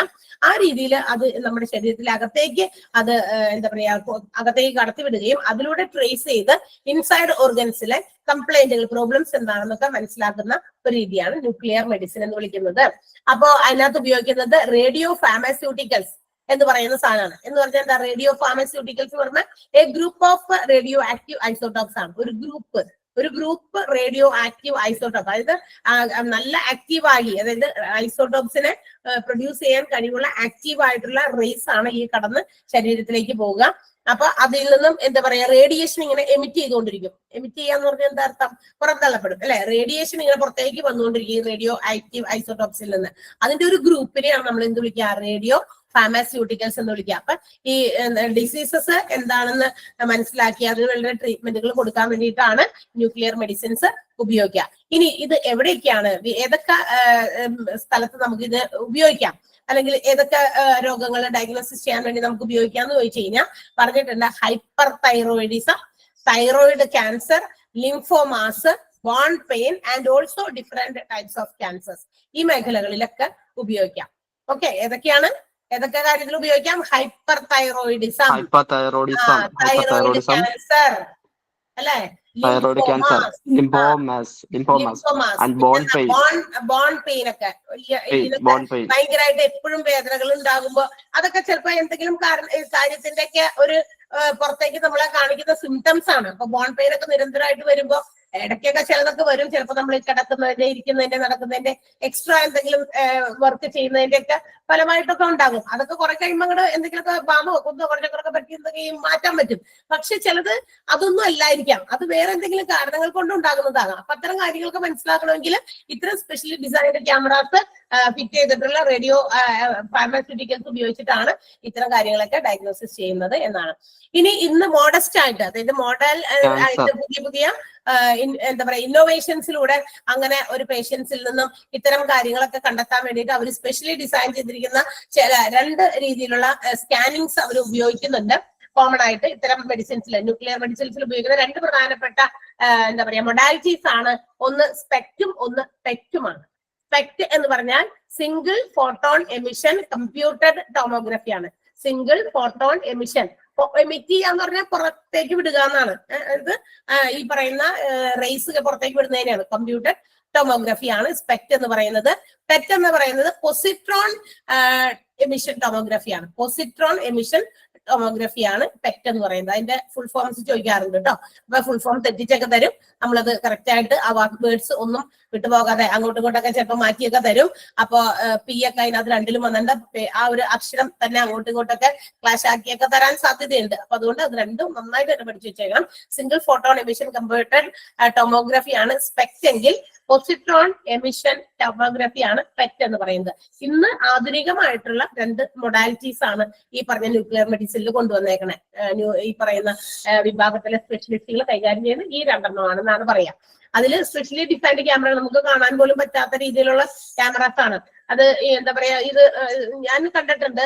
ഇത് നമ്മുടെ മൂക്കിനകത്ത് ദശ വളരുക, അല്ലെങ്കിൽ അലർജി പ്രോബ്ലംസ് ഒത്തിരി ഉള്ള ഇങ്ങനെ ആളുകളൊക്കെ ഉണ്ടല്ലോ. അപ്പൊ കുട്ടികൾക്കൊക്കെ ഉണ്ട്. ഞാൻ ഒരു പ്രാവശ്യം എന്റെ കുട്ടിക്ക് അങ്ങനെ കൊണ്ടുപോയിട്ടുണ്ട്. അപ്പൊ അലർജി ഉള്ള കുട്ടിയാണ്. പക്ഷെ ഇതുവരെ ഡയഗ്നോസിസ് ചെയ്ത രീതി ആ രീതിയിലായിരുന്നു. ഒരു മൂക്കില് ഒരു ചെറിയ ഒരു സാധനമാണ്. അത് ഇങ്ങനെ കയറ്റുമ്പോൾ നമുക്കറിയില്ല അതിനകത്ത് ക്യാമറ ഉണ്ടോ എന്ന് നമുക്കറിയാൻ പറ്റില്ല. പക്ഷെ അത് വളരെ ഇതായിട്ട് അവരത് ഡിസ്പ്ലേ ചെയ്ത് മോണിറ്ററിൽ നമ്മളെ കാണിച്ചു തന്നു. ഇതിങ്ങനെ പോകുന്ന വഴി അല്ലെ, ഇതിങ്ങനെ പോയിട്ട് അകത്തേക്ക് ഒരു വളവ് പോലെ ഇങ്ങനെ വളഞ്ഞിട്ട് അതങ്ങൾ പോകുന്ന ഒരു സാധനമാണ്, ഒരു ഇൻസ്ട്രുമെന്റ് ആണ് അവർ കടത്തി വെച്ചത്. പക്ഷെ അറ്റം വരെയുള്ള കുറെ ദൂരം വരെയുള്ള ആ വളഞ്ഞിരിക്കുന്ന ഭാഗം വരെയുള്ള കാര്യങ്ങൾ കറക്റ്റ് ആയിട്ട് അവർക്കത് അവരുടെ മോണിറ്ററിൽ പകർത്താൻ പറ്റുമെന്നുള്ളത്. അതൊരു ഇമേജിങ് ടെക്നോളജിയാണ്. ഇമേജ് എന്ന് പറഞ്ഞ രൂപം അവിടേക്ക് പതിപ്പിക്കുക. ഇത് അകത്തേക്ക് പോയി കഴിഞ്ഞാൽ നമ്മുടെ കയ്യിൽ ക്യാമറ പിടിച്ച് നമ്മൾ പല കാര്യങ്ങളും ഷൂട്ട് ചെയ്യാറുണ്ട്. പക്ഷെ അത്തരം ഷൂട്ടിംഗ് അല്ല. ഇത് ചെയ്താലും നമുക്ക് ഇതിന്റെ റിസൾട്ട് നമുക്ക് ഈ മോണിറ്ററിലായിരിക്കും നമുക്ക് അതിനെ പ്രതിഫലിപ്പിച്ച് കാണാൻ പറ്റുക. ഓക്കെ, ആ ഒരു രീതിയാണ് ന്യൂക്ലിയർ മെഡിസിൻ. അപ്പൊ ഇന്നർ ഓർഗൻസിൽ ഉണ്ടാകുന്ന പല ട്രീറ്റ്മെന്റുകളും നടത്തുന്നതിന് മുമ്പ് ഈ പറയുന്ന ചില പ്രൊസീജിയേഴ്സിലൂടെ ആയിരിക്കും അവരത് ഡയഗ്നോസിസ് ചെയ്യുക, ഐഡന്റിഫൈ ചെയ്യുക എന്ത് രോഗമാണെന്ന്. ഇസ് ഇറ്റ് ക്ലിയർ ആണോ പറഞ്ഞ ഭാഗം? അപ്പൊ ഇതിനകത്ത് കുറച്ച് കാര്യങ്ങളൊക്കെയാണ്. ന്യൂക്ലിയർ മെഡിസിൻ എന്തിനെ സംബന്ധിക്കുന്നതാണ്? Diagnosis and treatment of variety, ഒരുപാട് ഡിസീസസ് ഇത് ഉൾക്കൊള്ളുന്നുണ്ട് കേട്ടോ. ഒരു പർട്ടിക്കുലർ കാര്യത്തിലല്ല, ഒരുപാട്. നമ്മുടെ ഇന്നർ ഓർഗൻസിൽ എന്തൊക്കെ ഓർഗൻസ് ഉണ്ട് അവിടെയൊക്കെ എന്ത് അസുഖം ഉണ്ടെങ്കിലും കണ്ടുപിടിക്കാൻ ഈ രീതിയാണ് ഉപയോഗിക്കുക. അല്ലാണ്ട് ഇന്നർ ഓർഗൻസ് ഓരോ പ്രാവശ്യം നെഞ്ചുവേനോ അപ്പൊ തന്നെ ഓപ്പറേഷൻ ചെയ്ത് അതിനുള്ളിൽ എന്തൊക്കെയുണ്ടെന്ന് നോക്കാൻ പറ്റില്ലല്ലോ. വയറിനകത്ത് അസ്വസ്ഥത ഒന്നും ഓരോ പ്രാവശ്യം കുറെ നാളുകളായിട്ട് വയറുവേന മാറുന്നില്ലേ, ഓപ്പറേഷൻ്റെ ഒന്നും ആവശ്യമില്ല. പക്ഷെ പണ്ടൊക്കെ ഈ പറഞ്ഞ പോലെ ഓപ്പറേഷൻസിലൊക്കെ കൂടിയാണ് ഇതൊക്കെ ചെയ്തുകൊണ്ടിരുന്നത്. പക്ഷെ ഇപ്പൊ അതിന്റെ ഒന്നും ആവശ്യമില്ല. കാരണം അവർക്ക് ഈ രീതിയിൽ ഈ ഒരു ടെസ്റ്റിംഗ് രീതിയിലൂടെ അവർക്ക് എന്ത് ചെയ്യാം, ഡയഗ്നോസിസ് ചെയ്യാം എവിടെയാണ് പ്രശ്നം എന്ന് ഈ ഒരു മെത്തേഡിലൂടെ പുതിയ മൊഡാലിറ്റി ഈ ടെക്നോളജി ഉപയോഗിച്ച് അവർക്ക് കണ്ടുപിടിക്കാൻ പറ്റും. എന്നിട്ട് അവർക്ക് ആ ഒരു പർട്ടിക്കുലർ ഓർഗൻസിൽ ഉണ്ടാകുന്ന ട്രീറ്റ്മെന്റ് എന്താണോ കൊടുക്കേണ്ടത് അത് കൊടുക്കാൻ പറ്റും. അപ്പൊ വെറൈറ്റീസ് ഓഫ് ഡിസീസസ് ആണ്. ഒരു പർട്ടിക്കുലർ മേഖല നമുക്ക് ഇവിടെ പറയാനില്ല. നമ്മൾ നേരത്തെ പറഞ്ഞല്ലോ ഹാർട്ട് അല്ലെ, എന്താ പറയാ നമ്മുടെ കാർഡിയോളജി ഹാർട്ടുമായിട്ട് ബന്ധപ്പെട്ടതാണ്, നെഫ്രോളജി കിഡ്നിയുമായി ബന്ധപ്പെട്ടതാണ്, ന്യൂറോളജി നെർവ് സിസ്റ്റവുമായി ബന്ധപ്പെട്ടതാണെന്ന് പറയുന്നത് പോലെ ഇതിന് അങ്ങനെ ഒരു പ്രത്യേകമില്ല. എന്താ പറയാ മെഡിസിൻ അല്ല, ഒരു മെഡിക്കൽ ഇമേജിംഗ് ആണ് four variety of severe diseases. ഇത് ഭയങ്കര ഗൗരവമേറിയ കുറെ രോഗങ്ങൾക്കൊക്കെ ഡയഗ്നോസിസ് ചെയ്യാനുള്ള ഒരു രീതിയാണ് ഈ മെഡിക്കൽ ഇമേജിംഗ് ആണ് എന്നാണ് പറയാം. പിന്നെ എന്താ പറയാ, പിന്നെ ഇതിനകത്ത് വന്നത് ഇമ്പോർട്ടന്റ് ആയിട്ട് വന്ന വേറൊരു വാക്കാണ് ഹൈപ്പർ തൈറോയിഡിസം. എന്താ ഹൈപ്പർ തൈറോയിഡിസം? തൈറോയിഡിസം എത്ര ടൈപ്സ് ഉണ്ടെന്ന് നിങ്ങൾക്കറിയാം? എത്ര രീതിയിലുണ്ട് തൈറോയിഡിസം? രണ്ട് രീതിയിലാണ്. ഏതൊക്കെയാ? ഹൈപ്പോയും അല്ലെ? എന്താണ് അതിന്റെ ഡിഫറൻസ്? ഹൈപ്പറിന് എന്താ പ്രത്യേകത? ആർക്കെങ്കിലും ഉണ്ടോ? ഹൈപ്പർ തൈറോയിഡിസം ഉള്ള ആരെങ്കിലും ഉണ്ടോ? ഉണ്ട്. ഹൈപ്പർ തൈറോയിഡിസിന്റെ പ്രത്യേകത എന്താ? എന്താ അതിന്റെ മീനിങ് എന്താ? ഹൈപ്പർ എന്ന് പറയുമ്പോ തൈറോയിഡ് കുറവാണെന്നാണോ കൂടുതലാണെന്നാണോ? ഹൈപ്പർ കൂടുതൽ. അതെ, തൈറോയിഡ് നമ്മളുടെ തൈറോയിഡ് ഗ്ലാൻഡ് പ്രൊഡ്യൂസ് ചെയ്യുന്ന ഹോർമോൺസിന്റെ അളവ് കൂടുതലാണ്. അതായത് നമുക്ക് ഞാൻ നേരത്തെ പറഞ്ഞതുപോലെ എല്ലാം നോർമൽ മതി നമ്മുടെ ശരീരത്തിൽ, പക്ഷെ അതിനേക്കാൾ കൂടുതലോ കുറവോ വന്നു കഴിഞ്ഞാൽ പ്രശ്നമാണ്. അപ്പൊ നമ്മുടെ thyroid glands produces hormones, thyroid ഗ്രന്ഥികൾ തൈറോയിഡ് ഹോർമോണുകൾ പ്രൊഡ്യൂസ് ചെയ്യുന്നുണ്ട്. അത് നമ്മുടെ ശരീരത്തിന് ആവശ്യമുള്ളത്. പക്ഷെ ചിലരുടെ ശരീരത്തിൽ ഇത് കുറച്ച് കൂടുതൽ അങ്ങോട്ട് പ്രൊഡ്യൂസ് ചെയ്യും, ആവശ്യത്തിനേക്കാളും കൂടുതൽ പ്രൊഡ്യൂസ് ചെയ്യപ്പെടും. അപ്പൊ എന്തായി? ഹൈപ്പർ തൈറോയിഡിസമായി അല്ലെ? അങ്ങനെ ഉള്ളവർക്ക് നമുക്ക് കാണാൻ സാധിക്കുന്ന ഒരു കാര്യം എന്ന് പറയുന്നത് വെയിറ്റ് ലോസ് അല്ലെ, ഭയങ്കരമായിട്ട് പെട്ടെന്ന് മെലിഞ്ഞു പോകുക, ഹാൻഡ് ട്രമേഴ്സ്, അതായത് എന്താ പറയാ കൈ വിറയ്ക്കുക, പിന്നെ എന്താണ് വരിക, പ്രധാനമായിട്ടുണ്ടാകുന്ന ഇതൊക്കെ തന്നെയാണ്. പിന്നെ ഹാർട്ട് ബീറ്റ് വളരെയധികം പെട്ടെന്ന് കൂടുകയോ കുറയുകയൊക്കെ ചെയ്യുന്ന ഒരു അവസ്ഥ അല്ലെ. അപ്പൊ ഇറഗുലർ ആയിട്ടുള്ള ഹാർട്ട് ബീറ്റ്, പിന്നെ ഇറഗുലർ ആയിട്ടുള്ള പീരിയഡ്സ് അല്ലെ, ഇങ്ങനെയൊക്കെ ഉണ്ടാകുന്ന ഒരു കാര്യമാണ് നമ്മളുടെ ഹൈപ്പർ തൈറോയിഡിസത്തിൽ വരിക. ഹൈപ്പോ ആണെങ്കിൽ എന്താ പറയാ നമ്മുടെ തൈറോയിഡ് ഗ്ലാൻഡ്സ് പ്രൊഡ്യൂസ് ചെയ്യുന്ന ഹോർമോൺസ് കുറവായതുകൊണ്ടാണ് ഹൈപ്പോ അളവ് കൂടുതലായിരിക്കും. അതെ, അളവ് അതെ തന്നെ. അതെ തന്നെ. അപ്പൊ ഇപ്പൊ അങ്ങനെ വരുന്ന സമയത്ത് അങ്ങനെയുള്ള ആളുകൾ എന്ത് ചെയ്യുന്നു, കുറച്ച് എന്താ പറയാ വണ്ണം വെക്കാൻ സാധ്യതകളുണ്ട് അല്ലെ, ഹെയർ ലോസ് ഒക്കെ വരും. ചില ആൾക്കാർക്ക് ഭയങ്കരമായിട്ട് ഹെയർ ലോസ് വരും. അങ്ങനത്തെ ഒത്തിരി പ്രശ്നങ്ങളൊക്കെ ഉണ്ട്. അപ്പൊ ഹൈപ്പർ തൈറോയിഡിസവും ഇതുപോലെ തന്നെ നമുക്ക് മനസ്സിലാക്കുന്നത് ഈ ഒരു മെത്തേഡിലൂടെയൊക്കെയാണെന്നാണ് അവർ പറയാ. പിന്നെന്താണ് ലിംഫോമാസ്? നമ്മൾ പറഞ്ഞു കേട്ട ഒരു രോഗമാണ്. എന്താണ് lymphomas? It's a type of cancer ആണ്, ഒരുതരം ബ്ലഡ് ക്യാൻസർ ആണ്. വൈറ്റ് ബ്ലഡ് സെൽസിനെ ബാധിക്കുന്ന ക്യാൻസർ ആണ്. WBC കേട്ടോ? WBC വൈറ്റ് ബ്ലഡ് സെൽസ് ആണ്. അപ്പൊ അതിനുണ്ടാകുന്ന ക്യാൻസറിനെയാണ് നമ്മൾ എന്ത് വിളിക്കാം? ലിംഫോമാസ് എന്ന് വിളിക്കാം. പിന്നെ ബോൺ പെയിൻ, അതൊക്കെ അറിയാവുന്നതാണ് അല്ലെ. അപ്പൊ ഇത്രയും കാര്യങ്ങളാണ് നമ്മുടെ ന്യൂക്ലിയർ മെഡിസിൻസിൽ വരിക. അപ്പൊ ന്യൂക്ലിയർ മെഡിസിനിൽ കവർ ചെയ്യുന്ന ഡിസീസസ് ഏതൊക്കെ ആണെന്ന് ചോദിച്ചു കഴിഞ്ഞാൽ അത് നമുക്കറിയണം.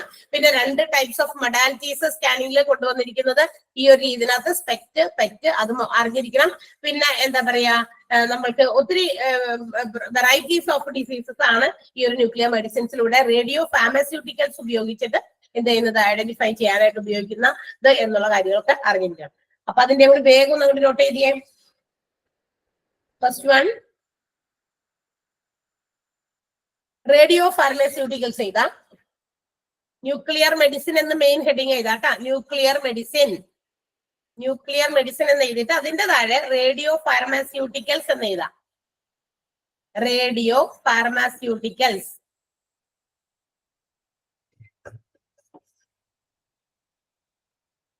Just put a hyphen and write. Madam, radio pharmaceutical spelling parayum madam.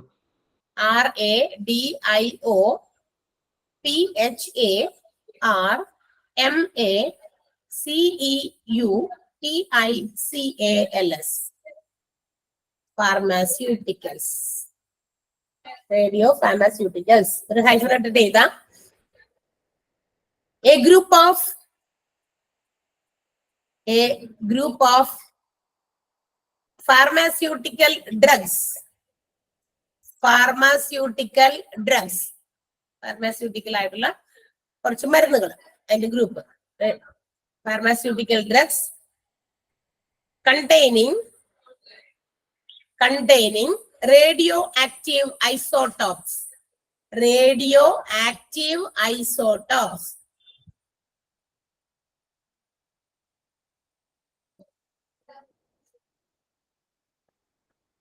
Containing radioactive isotopes. ഇത് കഴിഞ്ഞോ?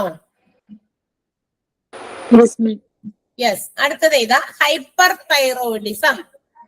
Hyper HYPER thyroidism. THYROIDISM. Hyperthyroidism. ഒരു ഹൈഫൻ ഇട്ടിട്ട് ഇതാ. It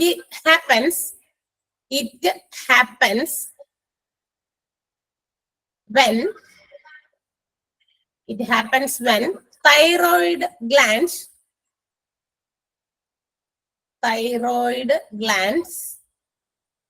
produce produce too much of TOO എന്നാണ് ട്ടാ, കൂടുതൽ എന്ന് അർത്ഥം.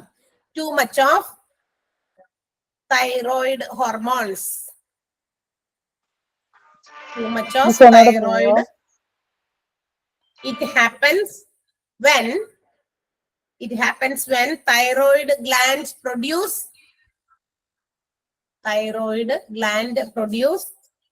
too much of thyroid hormones. Too much of thyroid hormones. Full stop. It is also called, അതിന് വേറൊരു പേര് കൂടി ഉണ്ട്, overactive thyroid എന്നും പറയൂ കേട്ടാ. It is also called overactive thyroid. It is also called overactive thyroid. Next point എഴുതാം. Lymphomas. LYMPHOMAS. Lymphomas. Lymphomas ഒരു ഹൈഫൻ ഇട്ടിട്ട് എഴുതാം. A type of blood cancer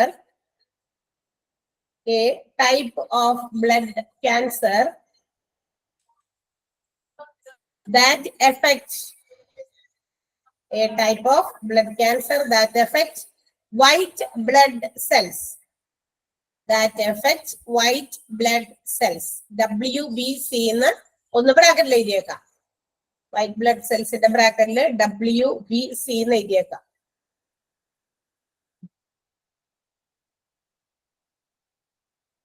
okay. Next one SPECT എന്താണെന്നൊന്ന് ഫുൾ ഫോം എഴുതി വെച്ചേക്കാം കേട്ടാ. സ്പെക്ട് SPECT ക്യാപിറ്റൽ ലെറ്റേഴ്സിൽ എഴുതാം SPECT എന്ന്. S ക്യാപിറ്റല്, P ക്യാപിറ്റൽ, അങ്ങനെ ഓരോ അക്ഷരം ക്യാപിറ്റൽ ലെറ്റേഴ്സിൽ എഴുതി അതൊന്ന് എഴുതി വെച്ചേക്ക്. തെറ്റിക്കാണ്ട് പഠിക്കണം. നിങ്ങൾക്ക് എല്ലാം ഒരേപോലെയൊക്കെ ചിലപ്പോൾ തോന്നുന്ന രീതിയിലുള്ള ഓപ്ഷൻസ് ആയിരിക്കും ഉണ്ടാകുക എക്സാമിൽ. അപ്പൊ അത് മറക്കരുത്. സ്പെക്ടിന്റെ ഒന്ന് എഴുതിയേ.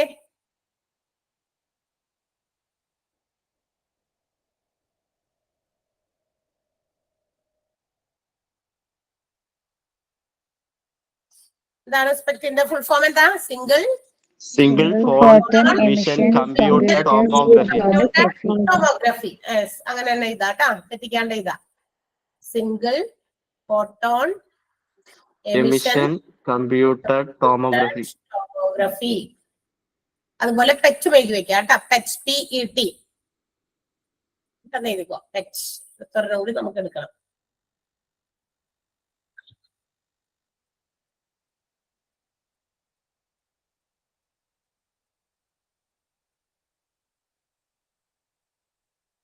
കഴിഞ്ഞോ? Positron emission tomography. emission tomography.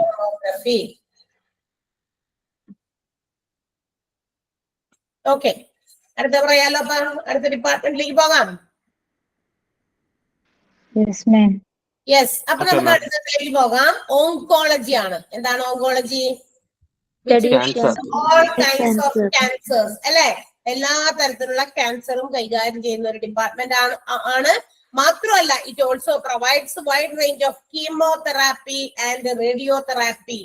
Post cancerous tumours and blood disorders, അതായത് ബ്ലഡിൽ ഉണ്ടാകുന്ന ഡിസോർഡേഴ്സിനും അതുപോലെ തന്നെ ക്യാൻസറസ് ആയിട്ടുള്ള ട്യൂമേഴ്സിനും, ട്യൂമർ എന്ന് പറഞ്ഞാൽ മുഴാന്നാണ്, ക്യാൻസറസ് ട്യൂമേഴ്സ് എന്ന് പറഞ്ഞാൽ ക്യാൻസർ ആയിട്ടുള്ള ട്യൂമറുകൾ, എല്ലാ ട്യൂമേഴ്സും ക്യാൻസർ ആവണമെന്ന് നിർബന്ധമില്ല. ഓക്കെ, അപ്പൊ ക്യാൻസറസ് ട്യൂമേഴ്സിനും ബ്ലഡ് ഡിസോർഡേഴ്സിനും അതുപോലെ തന്നെ കീമോതെറാപ്പി, റേഡിയോഗ്രാഫി ഒക്കെ പ്രൊവൈഡ് ചെയ്യുന്ന ട്രീറ്റ്മെന്റുകളും പിന്നെ എല്ലാ ടൈപ്സും ഉള്ള ക്യാൻസേഴ്സും ട്രീറ്റ് ചെയ്യുന്ന, ഐഡന്റിഫൈ ചെയ്ത് ട്രീറ്റ് ചെയ്യുന്ന ഒരു ഡിപ്പാർട്ട്മെന്റ് ആണ് നമ്മുടെ ഓങ്കോളജി എന്ന് പറയുന്നത്. അപ്പൊ ഓർക്കുക, ക്യാൻസേഴ്സ് മാത്രമല്ല, കീമോതെറാപ്പി, റേഡിയോതെറാപ്പി, എങ്ങനെയുള്ളവർക്ക് for cancerous tumours and blood disorders. അപ്പൊ നമ്മൾ മാത്രമല്ല ഇത് എന്താ പറയാ ഇൻപേഷ്യന്റ് ഔട്ട് പേഷ്യന്റ് ഒക്കെ പ്രൊവൈഡ് ചെയ്യുന്നതാണ്. ഇവര് പേഷ്യൻസിന്റെ എന്താ പറയാ മറ്റ് ഡിപ്പാർട്ട്മെന്റിൽ നിന്നൊക്കെയാണല്ലോ, നേരിട്ട് ഓടി ഓങ്കോളജി വിഭാഗത്തേക്കൊന്നും ആരും പോകുന്നില്ല.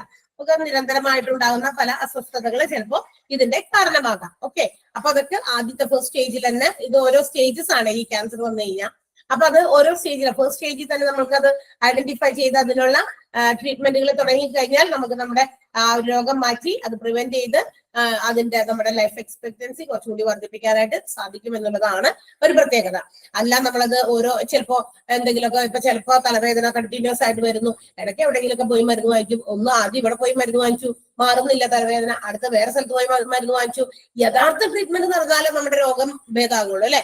ആക്ച്വലി ആ ഒരു അസുഖത്തിന് എന്ത് മരുന്നാണ് പ്രൊവൈഡ് ചെയ്യുന്നതെന്ന് അത് ചിലപ്പോൾ കുറച്ച് ഡീറ്റെയിൽഡ് ആയിട്ടുള്ള സ്റ്റഡി കൊണ്ടേ മനസ്സിലാക്കാൻ പറ്റുള്ളൂ. ഇപ്പൊ നമ്മൾ എന്താ ചെയ്യാന്നറിയോ, എളുപ്പത്തിന് എന്ത് ചെയ്യും, നമ്മളിപ്പോ ഒരു തലവേദന വന്നു, നമ്മൾ അടുത്ത ഇപ്പൊ മാറാത്ത തലവേദന 2 ദിവസമൊക്കെ നോക്കിയിട്ട് മാറുന്നില്ല, പല മരുന്നൊക്കെ കഴിച്ചു നോക്കി, നമ്മൾ തന്നെ ആദ്യം തന്നെ എന്ത് അസുഖം വന്നാലും നമ്മൾ തന്നെ സ്വന്തമായിട്ട് ഡോക്ടർ ആകും. അത് നമ്മുടെ ഒരു വച്ചുകെട്ടാണ് അല്ലെ. എല്ലാവരും അങ്ങനെ തന്നെയാ. ഒരു അസുഖം പെട്ടെന്ന് ഒന്ന് വെച്ചിട്ട് വേഗം ഓടി ഹോസ്പിറ്റലിൽ പോകുന്നവര് വളരെ ചുരുക്കമാണ്. അങ്ങനെയുള്ളവരും ഉണ്ട്, എന്നാൽ റയർ കേസസിൽ അങ്ങനെ നടക്കുന്നുള്ളൂ. ബാക്കിയുള്ളവരെല്ലാം തന്നെ എന്ത് ചെയ്യും, ഇതല്ലേ വന്നതല്ലേ ഉള്ളൂ, അപ്പൊ 2 ദിവസമൊക്കെ നോക്കാം എന്നൊക്കെ പറഞ്ഞിട്ട് അവിടെ ഇവിടെ കിടക്കുന്ന മരുന്നും ഗുളികയൊക്കെ വാരി കഴിക്കുക, ബാമുകളൊക്കെ വരുത്തേക്കുക, ഇതൊക്കെ ചെയ്തുകൊണ്ടിരിക്കും. ഒരു റിലാക്സ് കിട്ടുന്നു മാത്രം. കുറച്ചു നേരത്തേക്ക് ചിലപ്പോൾ നമുക്ക് പല രോഗങ്ങൾക്കും ഒരു ഈ പറയുന്ന പാരസിറ്റമോളൊക്കെ പല അതിനകത്തൊക്കെ ഒത്തിരി പെയിൻ കില്ലേഴ്സ് ആയിട്ടുള്ള കാര്യങ്ങൾ, ഇൻഗ്രീഡിയൻസ് അതിനകത്തൊക്കെ അടങ്ങിയിട്ടുണ്ട്. സോ അതായത് നമ്മൾ അത് കഴിക്കുമ്പോൾ കുറച്ചു നേരത്തേക്കൊക്കെ നമുക്കൊരു റിലാക്സ് കിട്ടും. അപ്പൊ നമ്മളേക്കോ ഭേദമായിരുന്നു. പക്ഷെ 2 ദിവസം കഴിയുമ്പോൾ വീണ്ടും അത് അതിൻ്റെതായ രീതിയിൽ വീണ്ടും തിരിച്ചു വരും. അപ്പൊ നമ്മളേക്ക് ഒരു ചിലപ്പോൾ ആ മരുന്ന് കഴിച്ചിട്ട് അപ്പൊ വേറൊരു ഹോസ്പിറ്റലിൽ പോകുന്നു, അവിടെ നിന്നും പോയി ഇതുപോലെ എന്റെ തലവേദനയുടെ മരുന്നോ അല്ലെങ്കിൽ എന്താന്ന് വെച്ചാൽ പുള്ളി തന്നുവിടും, അവിടെ വന്നിട്ട് കഴിക്കും, നമ്മൾ വീണ്ടും കുറച്ച് ദിവസം ഓക്കെയാണ്, പിന്നെ വരുന്നു. അപ്പൊ നമ്മൾ അങ്ങോട്ട് മരുന്നുകൊണ്ട് യാതൊരു ഫലം ഉണ്ടായില്ല. അപ്പൊ നമുക്ക് അവരെ വിശ്വാസമില്ല, നമ്മൾ എന്ത് ചെയ്യും, വേഗം അടുത്ത സ്ഥലത്തേക്ക് പോകും. അപ്പൊ നമ്മളുടെ ഒരു ഹാബിറ്റ് അതാണ്. അങ്ങനെ നമ്മളിങ്ങനെ മാറി മറിച്ചുകൊണ്ടിരിക്കും. പക്ഷെ നമുക്ക് ഇങ്ങനെ ഒരു അസുഖം വന്നു കഴിഞ്ഞാൽ നമ്മൾ എവിടെയെങ്കിലും ഒരു പർട്ടിക്കുലർ ഡോക്ടറെ അടുത്ത് ട്രീറ്റ്മെന്റ് കൊടുത്തു കഴിഞ്ഞാൽ അവിടെ തന്നെ അത് മാറിയില്ല എന്ന് പറഞ്ഞ് തിരിച്ച് ചെല്ലാൻ നോക്കണം. അപ്പോഴാണ് ഇത്രയും ഈ മരുന്നൊക്കെയാണ് കഴിഞ്ഞ പ്രാവശ്യം വന്നപ്പോ കൊടുത്തത്, അപ്പൊ അവർക്കത് നോക്കി എന്നിട്ട് മാറിയില്ല. സോ അതെന്തായിരിക്കും അതിന്റെ കാരണം എന്ന് വീണ്ടും അവർക്കൊന്ന് സ്റ്റഡി ചെയ്യാനുള്ള സമയം നമ്മൾ കൊടുക്കണം. അല്ലാന്നുണ്ടെങ്കിൽ എന്ത് ചെയ്യും, നമ്മളിങ്ങനെ ഓരോ സ്ഥലത്ത് പുതിയതായിട്ട് പോകുമ്പോൾ അപ്പോഴേക്കും നമ്മളുടെ ഈ ഒരു ടൈം അങ്ങോട്ട് പോയി തീരും. നമ്മളുടെ അസുഖം അവിടെ കിടന്ന്, നമ്മളുടെ യഥാർത്ഥ അസുഖം അവിടെ കിടന്ന് നമ്മളെ നശിപ്പിച്ചുകൊണ്ടിരിക്കും. ഓക്കെ, അപ്പൊ അത്തരം കാര്യങ്ങളിലേക്ക് പോകാതിരിക്കാനാണ് ഇതൊക്കെ ഫസ്റ്റ് സ്റ്റേജിൽ തന്നെ നമ്മൾ ഐഡന്റിഫൈ ചെയ്യുന്നത്. അപ്പൊ എല്ലാ നമുക്ക് ശരീരത്തിൽ വേദനയില്ലാതെ കിടക്കുന്ന ചില ട്യൂമേഴ്സ് ഒക്കെ ഉണ്ട്, ഇതുപോലുള്ള മുഴകളൊക്കെ ഉണ്ട്. ചിലര് അത് എളുപ്പം തന്നെ കൊണ്ടുപോയി കാണിക്കും. മുഴയെന്ന് കണ്ടു കഴിയുമ്പോൾ തന്നെ അത് കൊണ്ടുപോയി കാണിച്ച് അത് ഹാംഫുൾ ആണോ എന്ന് നോക്കും. അല്ലാന്നുണ്ടെങ്കിൽ കുഴപ്പമില്ല. അപ്പൊ ട്യൂമറസ് ഒക്കെ തന്നെ ഈ പറയുന്ന ട്യൂമേഴ്സ് ഒക്കെ തന്നെ ക്യാൻസറസ് ആകണമെന്ന് നിർബന്ധമൊന്നുമില്ല. അത് ഈ ട്യൂമേഴ്സ് റിമൂവ് ചെയ്ത് അത് ചിലപ്പോൾ ബയോപ്സിക്കൊക്കെ സെൻഡ് ചെയ്ത് കഴിയുമ്പോഴാണ് അത് ഹാംഫുൾ ആണോ അല്ലേന്നൊക്കെ കണ്ടുപിടിക്കാൻ പറ്റും. അപ്പൊ അതിനുള്ള ടെസ്റ്റ് ആണ് അത് ബയോപ്സി എന്ന് പറയുന്നത്. ബയോപ്സിക്ക് അയക്കുന്നു to find out whether the tumour is harmful or not. അപ്പൊ അങ്ങനെയുള്ള പ്രൊസീജിയേഴ്സ് ഒക്കെയാണ് ഇവിടെ നടക്കുക. അതിന് മാത്രമല്ല they also make tumour removals, അതായത് ട്യൂമർ ഒക്കെ ഉണ്ടെങ്കിൽ അത് റിമൂവ് ചെയ്ത് കളയുന്നു. മാത്രമല്ല ബൈസെക്ട്, അതായത് ഇങ്ങനെ എന്താ പറയുന്ന സെക്ഷണൽ ആയിട്ട്, അതായത് ഇതിനെ അടച്ചു കളയുന്ന രീതി, അങ്ങനെയുള്ള കാര്യങ്ങളൊക്കെയാണ് ഇതിനകത്ത് നടക്കുക. ഓക്കെ, അപ്പൊ അത്തരം കാര്യങ്ങളെല്ലാം വരുന്ന ഒരു ഡിപ്പാർട്ട്മെന്റ് ആണ് നമ്മുടെ ഓങ്കോളജി എന്ന് പറയുന്നത്. And also it includes 3 major areas. പ്രധാനമായിട്ടും ഇത് കവർ ചെയ്യുന്ന 3 പ്രധാനപ്പെട്ട ഏരിയ ഉണ്ട്. ഒന്ന് medical oncology, 2 surgical oncology, and 3rd radiation oncology. 3 പേരിലാണ് അറിയപ്പെടുന്നത്. അത് അതിന്റെ കൊടുക്കുന്ന ട്രീറ്റ്മെന്റിന്റെ ആ ഒരു ബേസിസിലാണ് അതിന്റെ ആ പേര് അങ്ങനെ വന്നേക്കണേ. മെഡിക്കൽ ഓങ്കോളജി എന്ന് പറയുമ്പോൾ it gives only medicines for the cancers. ആ ക്യാൻസറിന് വേണ്ടിയിട്ടുള്ള മരുന്ന് കൊണ്ട് തന്നെ ട്രീറ്റ് ചെയ്ത് ഭേദമാക്കാം. ആൻഡ് ഓൾസോ അതിനകത്ത് കീമോതെറാപ്പി കൂടി ഉൾപ്പെടുത്തുന്നു എന്ന് മാത്രം. അപ്പൊ ആ ഒരു 2 കാര്യങ്ങൾ കൊണ്ട് ക്യൂർ ചെയ്യാൻ പറ്റുന്ന രീതിയിലുള്ള ഓങ്കോളജിയാണ് മെഡിക്കൽ. വേർഡിൽ നിന്ന് നിങ്ങൾ ഐഡന്റിഫൈ ചെയ്യാട്ടോ. മെഡിസിൻ ആൻഡ് കീമോതെറാപ്പി പ്രൊവൈഡ് ചെയ്ത് എന്താ പറയാ ക്യാൻസേഴ്സ് ഇല്ലാതാക്കുന്നത്. അതായത് മരുന്ന് കൊണ്ട് മാറ്റാൻ പറ്റുന്നത് മരുന്നും കൊടുത്ത് മാറ്റാം. പിന്നെ ചെറുതായിട്ടൊക്കെ നമുക്ക് വേണമെങ്കിൽ എന്താ പറയാ കീമോതെറാപ്പി വേണം എന്നുള്ള പേഷ്യൻസിന് അതുകൂടി പ്രൊവൈഡ് ചെയ്ത് ക്യൂർ ചെയ്യാൻ പറ്റും. രണ്ടാമത്തേത് സർജിക്കൽ ഓങ്കോളജി. ആ വേർഡിൽ നിന്ന് തന്നെ വീണ്ടും നമുക്ക് മനസ്സിലാക്കാൻ സാധിക്കും ഇറ്റ് നീഡ്സ് സർജറി അല്ലെ. ആ ക്യാൻസറിന് എന്ത് വേണം? സർജറി വേണം. അതിനകത്ത് ആ സർജറി ചെയ്ത് ആ ട്യൂമർ റിമൂവ് ചെയ്ത് ബയോപ്സിക്ക് സെൻഡ് ചെയ്യണം. And also surgical resection of tumours അവിടെ വെച്ചിട്ട് ഹാംഫുൾ അല്ല എന്നുണ്ടെങ്കിൽ എന്ത് ചെയ്യാം? നമുക്ക് അവിടെ വെച്ചിട്ട് അത് എന്താ പറയാ ഉടച്ച് ഇല്ലാതാക്കി കളയുന്ന ഒരു രീതിയൊക്കെയാണ് സർജിക്കൽ ഓങ്കോളജി. ഹാർംഫുൾ ആയാലും ഹാർംലെസ് ആയാലും അവിടെ നിന്ന് റിമൂവ് ചെയ്ത് കളയും. ചിലർക്കൊക്കെ അബ്നോർമൽ ആയിട്ടുള്ള ചില ഗ്രോത്തുകൾ ഉണ്ടാകും. അത് ക്യാൻസർ ആവണം നിർബന്ധമൊന്നുമില്ല. നമ്മുടെ ശരീരത്തിൽ അങ്ങനെ ചില ഹോർമോൺസിന്റെ പ്രൊഡക്ഷൻ കൊണ്ടാണ് എന്താ പറയാ ചില അബ്നോർമൽ ഗ്രോത്ത് പല സ്ഥലത്തും കാണാൻ സാധിക്കും. ചിലർക്ക് സിസ്റ്റ് വളരുകയെന്നായിട്ടല്ലേ സിസ്റ്റ്. അപ്പൊ അതൊക്കെ ഇങ്ങനത്തെ ഒരു അബ്നോർമൽ ഗ്രോത്ത് ആണ്. അതൊക്കെ നമുക്ക് ഹാർംഫുൾ അല്ല. അത് എടുത്ത് റിമൂവ് ചെയ്ത് കളയണമെന്നുണ്ടെങ്കിൽ അത് കളയാം. ചിലർക്ക് അത് വിസിബിൾ ആകും, പുറത്തേക്ക് ഇങ്ങനെ എന്താ പറയാ തള്ളി നിൽക്കുന്ന പോലെയൊക്കെ തോന്നും. അപ്പൊ അത് അങ്ങനെ നമുക്കത് ബുദ്ധിമുട്ടാണെങ്കിൽ നമുക്കത് റിമൂവ് ചെയ്ത് കളയാം. അത് ഹാർംഫുൾ ആവണമെന്ന് നിർബന്ധമില്ല. ഹാർംലെസ് ആയിട്ടുള്ള ട്യൂമേഴ്സും ഉണ്ട്. അങ്ങനെ ഹാർംഫുൾ ആണെന്നുണ്ടെങ്കിൽ നമ്മളത് എന്ത് ചെയ്യും? അത് നോക്കി കഴിയുമ്പോൾ അവർക്ക് അതിന് സംശയം ഡൗട്ട്സ് ഒക്കെ ഉണ്ടെങ്കിൽ അല്ലെങ്കിൽ മിക്കവാറും ട്യൂമേഴ്സ് ഒക്കെ റിമൂവ് ചെയ്താൽ അപ്പൊ തന്നെ അത് ടെസ്റ്റിന് അയക്കും. ഇന്നത്തെ കാലത്ത് അങ്ങനെ ചെയ്യാം. ബയോപ്സിക്ക് സെൻഡ് ചെയ്തിട്ട് അതിന് വേണ്ടിയിട്ടുള്ള ട്രീറ്റ്മെന്റുകളൊക്കെ നടത്തും. ദെൻ നെക്സ്റ്റ് വൺ റേഡിയേഷൻ ഓങ്കോളജിയാണ്. ഇതിനകത്ത് എന്താ പറയാ അതൊരു റേഡിയേഷൻ തെറാപ്പിയാണ്. അത് ടാർഗറ്റഡ് ആയിട്ടുള്ള ഭയങ്കര എന്താ പറയാ ഹൈ ഡോസ് ആയിട്ടുള്ള റേഡിയേഷൻ നമ്മുടെ ശരീരത്തിലേക്ക് എന്താ പറയാ ഈ എമിറ്റ് ചെയ്തിട്ട് അതിനകത്തേക്ക് കടത്തി വിട്ടിട്ട് എന്ത് ചെയ്യുന്നു? ക്യാൻസർ സെൽസിനെ കില്ല് ചെയ്യുന്ന ഒരു രീതിയാണ് റേഡിയേഷൻ ഓങ്കോളജി എന്ന് പറയുന്നത്. റേഡിയേഷൻ കൊടുത്തിട്ട് എന്ത് ചെയ്യാം? നമ്മുടെ ക്യാൻസർ സെൽസ് ക്യാൻസർ വരാതിരിക്കാൻ കൂടി വേണ്ടിയിട്ട് ഇനി ആ ഭാഗത്ത് സ്പ്രെഡ് ആകാതിരിക്കാൻ ചെയ്യുന്ന ഒരു കാര്യമാണ്. അത് കരിച്ചു കളയും. അല്ലെങ്കിൽ എന്ത് ചെയ്യും? അതിന്റെ ഒരു ഇത്തിരി അംശമെങ്കിലും കിടന്നു കഴിഞ്ഞാൽ വീണ്ടും അകത്തേക്ക് വീണ്ടും പല സ്ഥലങ്ങളിലേക്ക് അത് സ്പ്രെഡ് ചെയ്ത് വ്യാപിച്ച് വീണ്ടും ആള് ഭയങ്കര മോശം സ്ഥിതിയിലേക്ക് പോകാനുള്ള സാധ്യതകളുണ്ട്. അതാണ് റേഡിയേഷൻ ഓങ്കോളജി എന്ന് വിളിക്കുന്നത്. അപ്പൊ 3 ഏരിയാസ് ആണ് ഓങ്കോളജിയിൽ വരിക: medical, surgical and radiation oncology. Okay, clear ആയോ? ഓക്കെ അല്ലേ? ഡൗട്ട് ഉണ്ടോ ഓങ്കോളജിയില്? മെഡിക്കൽ ഓങ്കോളജി എന്ന് പറയുമ്പോൾ മരുന്ന് കൊടുത്ത് മാറ്റാൻ കഴിയുന്ന ഇതാണ് മെഡിക്കൽ ഓങ്കോളജി. സർജിക്കല് ഓപ്പറേഷൻ ചെയ്ത് കളയുന്നത് സർജറി. പിന്നെ റേഡിയേഷൻ ഓങ്കോളജി എന്ന് പറയുമ്പോൾ radiation to kill cancer cells. Radiation emit ചെയ്തിട്ട് ക്യാൻസർ സെൽസിനെ കില്ല് ചെയ്യുന്ന രീതി. എല്ലാവർക്കും മനസ്സിലായോ? ക്ലിയർ ആണോ? ഇതിനകത്ത് ഇനി നമുക്ക് പ്രത്യേകിച്ച് നോട്ടില്ല. ഇതിനകത്ത് ഈ ഉള്ളത് മാത്രമേ ഉള്ളൂ. പ്രത്യേകിച്ച് വേറെ ഇമ്പോർട്ടന്റ് ആയിട്ട് അല്ല ഏതെങ്കിലും എടുത്തു പറയേണ്ട വേർഡ്സ് അല്ലെങ്കിൽ ഡിഫൈൻ ചെയ്യേണ്ട വേർഡ്സ് ഒന്നും അവിടെ ഇല്ല. ഇതൊക്കെ നമുക്ക് എല്ലാവർക്കും അറിയാവുന്ന വാക്കുകളാണ് അവിടെ ഉപയോഗിച്ചിട്ടുള്ളത്. അപ്പൊ അല്ലാണ്ട് നമുക്ക് പുറത്തുനിന്നൊന്നും വല്ല വാക്കുകളൊന്നും ഇതിനകത്ത് ഇല്ല എന്നാണ് തോന്നുന്നത്. അതുകൊണ്ട് ഇതിൽ എക്സ്ട്രാ നോട്ട്സ് ഇല്ല കേട്ടോ. അപ്പൊ ഇത് തന്നെ വായിച്ചു പഠിച്ചാൽ മതി. ഓക്കെ, അപ്പൊ ഓങ്കോളജി വരെയാണ് നമ്മൾ കംപ്ലീറ്റ് ചെയ്തത്. എല്ലാവർക്കും ക്ലിയർ ആയല്ലോ? ഇന്ന് ഏതൊക്കെ എടുത്തേ? ഓങ്കോളജി എടുത്തു, ന്യൂക്ലിയർ മെഡിസിൻ എടുത്തു,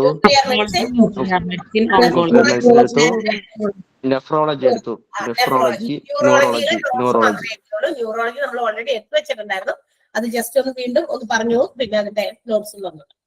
ഓക്കെ മാഡം. ഇനി അടുത്ത ദിവസം കാണാം. Take care. എല്ലാവരും സേഫ് ആയിട്ട്. Okay, bye. Thank you madam. Okay, thank you ma'am.